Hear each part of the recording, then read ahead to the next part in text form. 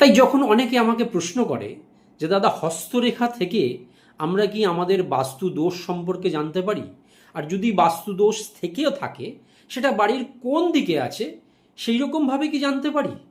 আমার উত্তর হলো হ্যাঁ। এই প্রশ্নগুলোর উত্তর আপনি হস্তরেখা থেকে অবশ্যই পেতে পারেন। কারণ দেখুন, এই দুটো শাস্ত্রের মধ্যে একটা জিনিস খুব কমন, সেটা হলো পঞ্চতত্ত্ব বা 5 এলিমেন্টস। পঞ্চতত্ত্ব কি কি? সেটা হলো জল, বায়ু, অগ্নি, পৃথিবী, আকাশ। আমাদের গৃহ বা বাস্তু এই 5টি তত্ত্বের সমন্বয়েই গঠিত।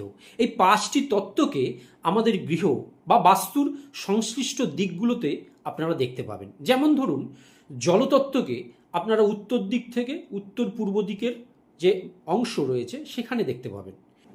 বায়ুতত্ত্বকে আপনারা পূর্ব দিকে দেখতে পাবেন। আবার অগ্নিতত্ত্বকে দক্ষিণ পূর্ব কোণ থেকে দক্ষিণ দিক এর মাঝখানে বেশি দেখতে পাবেন। আবার পৃথিবী তত্ত্বকে আপনারা দক্ষিণ পশ্চিম দিকে দেখতে পাবেন। আবার আকাশ তত্ত্বকে দেখতে পাবেন আপনারা পশ্চিম দিক থেকে উত্তর পশ্চিম দিকের মাঝখানে।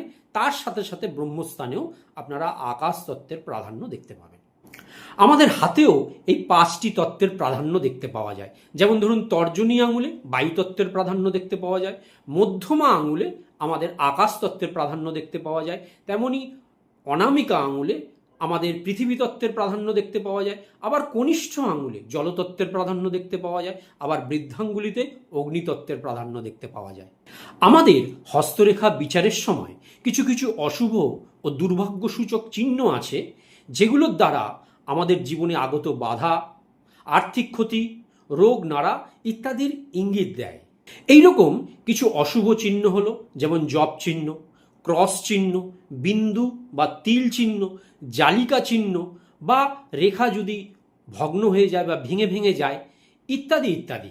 ধরুন, এই রকম কোনো চিহ্ন আপনার অনামিকা আঙুলের নিচে দেখা গেল। অনামিকা আঙুলের নিচে দেখা যাওয়া মানে কি? আপনার পৃথিবী তত্ত্ব কিন্তু খারাপ হয়ে গেল। এবার আমাদের বাড়ির পৃথিবী তত্ত্ব কোথায় আছে? দক্ষিণ পশ্চিম দিকে তার প্রাধান্য দেখতে পাওয়া যায়।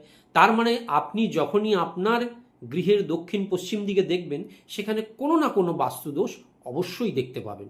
যেরকম ধরুন, আমি বলছি যে সেখানে টয়লেট দেখতে পাবেন, বাড়ির প্রধান প্রবেশ দেখতে পাবেন, বা সেইখানে কোনো সেফটি ট্যাঙ্ক দেখতে পাবেন, কোনো আন্ডারগ্রাউন্ড ওয়াটার ট্যাঙ্ক দেখতে পাবেন, বা রান্নাঘর দেখতে পাবেন, বা সেই দক্ষিণ পশ্চিম দিকটা কেটে গেছে ইত্যাদি বাস্তুদোষগুলো আপনারা দেখতে পাবেন।